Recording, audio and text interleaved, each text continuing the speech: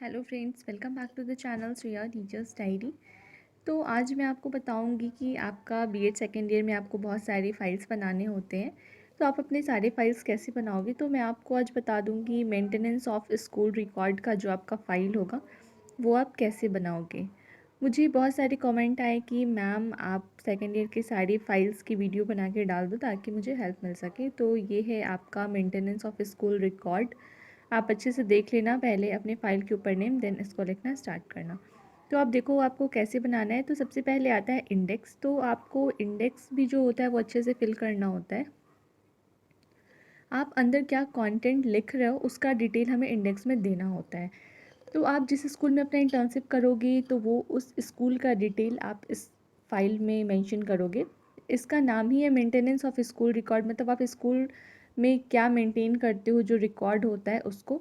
तो वो सारे स्कूल के रिकॉर्ड हमें यहाँ पर लिखने होते हैं। तो देखो सबसे पहले लिखते हैं विद्यालय परिचय।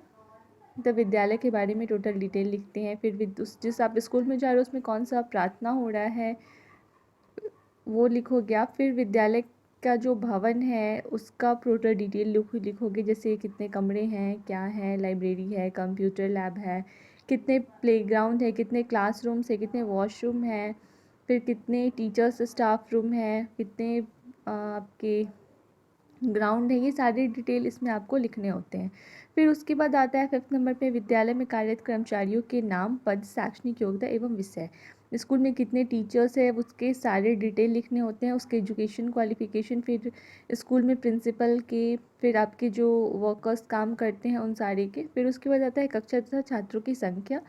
उस स्कूल में कितनी कक्षाएं संचालित होती हैं, उसमें हर कक्षाओं में कितने छात्र छात्राएं हैं, वो सारी डिटेल्स होते हैं। फिर उसके बाद आता है विद्यालय की समय सारणी, मतलब किस स्कूल का वो जो टाइम टेबल है वो किस अकॉर्डिंग चलता है। फिर आता है विद्यालय में पढ़ाए जाने वाले विषय वस्तु। फिर आता है विद्यालय में खेल योजना। उसके बाद आता है अन्य गतिविधियाँ। फिर आता है परीक्षा प्रणाली। उसके बाद आता है परीक्षा परिणाम। फिर आता है छात्रों की दैनिक उपस्थिति पुस्तिका। उसके बाद आता है शिक्षक उपस्थिति पुस्तिका।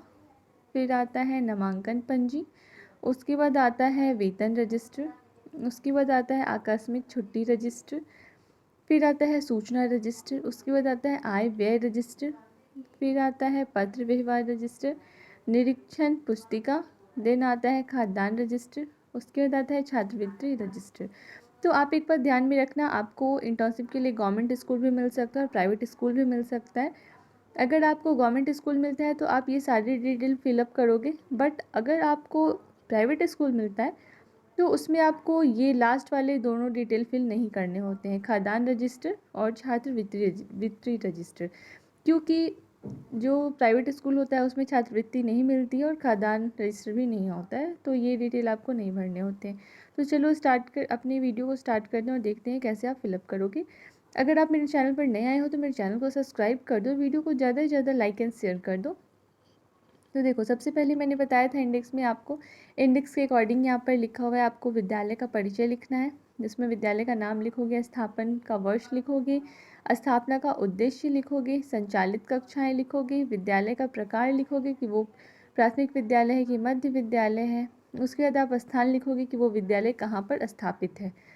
अगर आप इंग्लिश में लिखना चाहते हो तो आप ये सारे डिटेल्स इंग्लिश में भी फिल कर सकते हो। उसके बाद आप देखो, आपने जो इंटर्नशिप किया है उसमें बहुत सारी फ़ोटो भी आपने लिए होंगे, तो आप अपना इंटर्नशिप का फ़ोटो भी लगा दोगे इधर साइड में, तो आपका जो फाइल होगा वो ज़्यादा अट्रैक्टिव दिखेगा। उसके बाद नेक्स्ट में था प्रार्थना। तो उस स्कूल में कौन सा प्रेयर होता है वो यहाँ पर आप मेंशन करोगे। उसके बाद विद्यालय भवन, मैंने आपको बताया था कि विद्यालय भवन की टोटल डिटेल्स लिखने होते हैं, जैसे उसमें प्रधानाध्यापक कक्ष कितने हैं, कार्यालय कितने हैं, टीचिंग स्टाफ रूम है या नहीं है, नन टीचिंग स्टाफ रूम है या नहीं, कक्षा कक्ष, कॉमन रूम, कंप्यूटर लैब, प्रयोगशाला कक्ष, पुस्तकालय, रसोई घर, स्टोर रूम, शौचालय, महिला शौचालय पुरुष, पेयजल कक्ष, खेल का मैदान। ये आप हाँ या ना में जवाब दोगे। उसके बाद आता है विद्यालय में कार्यरत कर्मचारियों के नाम, पद, विषय और शैक्षणिक योग्यता। तो ये सारे आपको डिटेल्स लिखने हैं सारे टीचर्स के, कि जो आपके टीचर्स हैं उन सारे के आप नाम लिखोगे, यहाँ पर उनका पद लिखोगे और वो किस विषय के शिक्षक हैं वो यहाँ पर लिखोगे, और उन शिक्षकों की शैक्षणिक योग्यता आप यहाँ पर फिलअप करोगे। इसको आप देख लेना। अगर आप गवर्नमेंट से होगे तो ये ऐसे कुछ होगा, सहायक शिक्षक, प्रखंड शिक्षक। और अगर आप प्राइवेट से होगे तो आप यहाँ पर लिखोगे टीजीटी, पीजीटी और पीआरटी। आप ऐसा कुछ लिखोगे। आप सेम फिलअप मत कर देना क्योंकि ये गवर्नमेंट स्कूल का डिटेल है। अगर आप प्राइवेट से होगे तो आप ये तीनों डिटेल यहाँ पर फिल करोगे जो टीचर जिस क्लास में पढ़ाएंगे उसके अकॉर्डिंग। चलो उसके बाद देखते हैं। उसके बाद आगे आएगा कक्षा, कक्ष, छात्रों की संख्या। कक्षा तथा छात्रों की संख्या मतलब उसमें कितने क्लास चलते हैं, कहाँ तक क्लास चलते हैं, और पर क्लास में आपके कितने स्टूडेंट हैं वो यहाँ पर आप डिटेल लिखोगे। यहाँ पर देखो कक्षा लिखना, यहाँ पर कितने लड़कियाँ हैं, कितने लड़के हैं और कुल छात्र कितने हैं, तो ये सारे ऐड करके फिर लास्ट में कुल छात्रों की संख्या लिख देना। देन आता है विद्यालय की समय सारणी। तो विद्यालय का जो टाइमिंग है वो समर टाइम में क्या होगा और विंटर टाइम में क्या होगा वो डिटेल आप यहाँ पर लिखोगे। उसके बाद आता है कक्षा समय सारणी सत्र।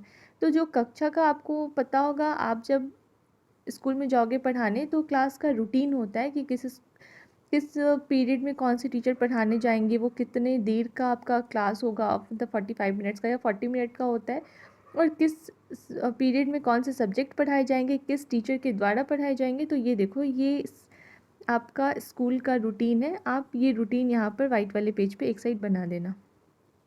उसके बाद आता है विद्यालय में पढ़ाए जाने वाले विषय, मतलब विद्यालय में कौन कौन से विषय पढ़ाए जाते हैं वो सारे आप यहाँ पर लिखोगे। फिर आता है विद्यालय में खेल का आयोजन, विद्यालय में कौन कौन से खेल कराए जाते हैं वो यहाँ पर आप लिखोगे। फिर परीक्षा, कौन कौन सी परीक्षा होती है, मासिक, अर्धवार्षिक और वार्षिक। अगर आप प्राइवेट में जाओगे तो आप लिखोगे फॉर्मेटिव और समेटिव।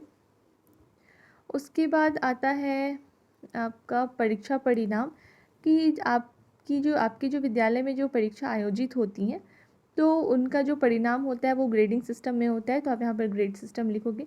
और फिर छात्रों की दैनिक उपस्थिति पुस्तिका, वो आप यहाँ पर आपको बनाना पड़ेगा। तो देखो आप कैसे बनाओगे छात्रों की दैनिक उपस्थिति पुस्तिका, ये देख लो आप।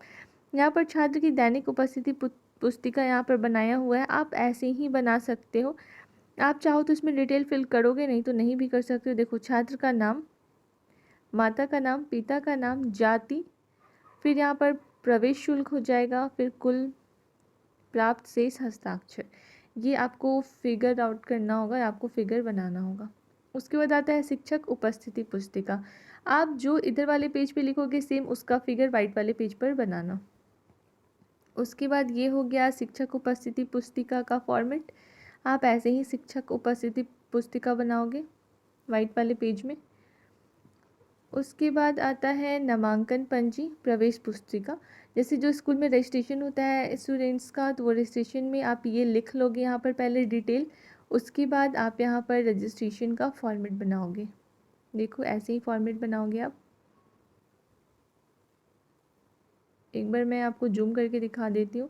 देखो प्रवेश संख्या, प्रवेश तिथि, विद्यार्थी का नाम, पिता का नाम, व्यवसाय तथा निवास स्थान, माता का नाम, जन्म तिथि, और ये नामांकन के डिटेल है। ऐसे ही करके आप इसका फॉर्मेट बनाओगे। ये था नामांकन पंजी। उसके बाद आता है वेतन रजिस्टर। तो जो टीचर्स को वेतन मिलती है सैलरी, तो उसका रजिस्टर का डिटेल होगा यहाँ पे। तो यहाँ पर आप पहले उसके बारे में लिख लोगे, देन यहाँ पर आप उस रजिस्टर का फॉर्मेट बनाओगे। ये गवर्नमेंट स्कूल के रजिस्टर का फॉर्मेट है। आप प्राइवेट स्कूल में जाओगे या फिर गवर्नमेंट में जाओगे उसके अकॉर्डिंग आप अपना बना लेना। देखो उसके बाद आता है आकस्मिक छुट्टी रजिस्टर, उसके बारे में यहाँ पर लिखना होता है। फिर यहाँ पर आपको उसका फॉर्मेट बनाना होता है। उसके बाद आता है सूचना रजिस्टर। तो सूचना रजिस्टर के बारे में लिखना होता है, देन उसका यहाँ पर फॉर्मेट बनाना होता है। उसके बाद आता है आय व्यय रजिस्टर, जैसे कितना खर्च हुआ, क्या हुआ स्कूल में, तो उनके भी डिटेल्स आपको मेंशन करने होते हैं। तो ये था आय व्यय रजिस्टर का डिटेल।